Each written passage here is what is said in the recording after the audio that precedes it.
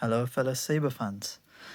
This is a really quick video just to talk about the emitter of the RPK Customs version 2 Return of the Jedi hilt.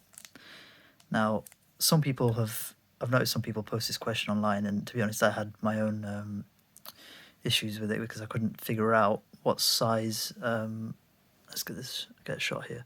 So what size Neopixel holder goes in there. So as you can see, there's a recessed area with a shorter diameter in there. Now, I haven't got the tools to measure it correctly, but I did reach out to a few people, and some people guessed, and I couldn't get a concrete answer. So I ended up buying some 7/8 inch holders from KR Sabers. Now, these are for the NPXL Dimitri stocks, but they didn't fit. Now, somebody said just sand them, and I started wondering, well, how do I sand these evenly all the way around? And as you can see, it's done. Now, I've done both of these, and I'm only making this video really to help people out, just because I think there's going to be quite a few people who are fans of this hilt, because it is a really nice hilt, who are going to struggle to figure out how to fit in a connector in there. So what you need to do really is just have a Dremel. You don't need anything crazy, and this literally took me 5 minutes. And some people say that it did excessive sanding and it sounded like a bit of a ball ache, to be fair. So this one was really easy. And I was literally just sat here burning the midnight oil and had an idea. So as you can see, this is I think it's a polishing pad that I got on my Dremel. Now it's used, so I didn't really care if it gets damaged. I'm happy to throw it away after this. But all I did is I secured the polishing pad onto here. It's a fluffy one. That black stuff is polish that I used on a previous chassis. So I secured it to that. Then I got one of these holders. Let's get it in camera. There we go. I wrapped it around here really tight as I could get it. Now, let me see if I can do it on camera, actually. It might be easier.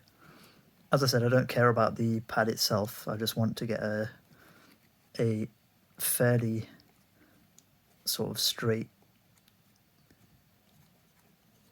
rotation on it. So when you turn it around, so twist it a little bit just to make sure it does rotate in a straight way. Now, this is difficult with one hand, but you get the idea. So once it's on there, because this is a polishing pad, it's not going to do any harm inside.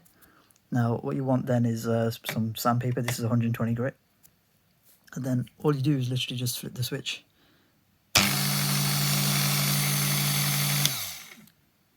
And basically just leave it on there and grind it a little bit. You get a load of fluff coming off it in one direction. So if you're holding it this way, all the fluff will go to the left here, and that'll be all the... Well, actually, no, part of it will be some of the interior pad, so some of the polishing pad, but some of it will also be the external holder as well. So you'll be taking that off.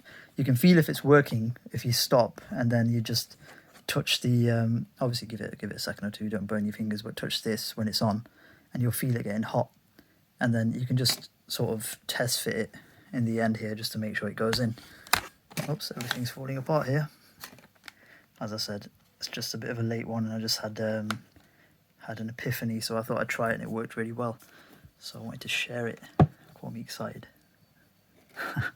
This was one of the things that I was slightly concerned about with this build, but now, as you can see, as Jim Carrey would say, like a glove. It's in there. So the next thing for me is going to be, maybe because it's not fully secure in there, it just sits in there because I think I slightly oversanded it. But I'm going to be drilling a retention hole here somewhere and securing that once I've wired up the NPXL. There we have it. So good luck to you, and have a great day.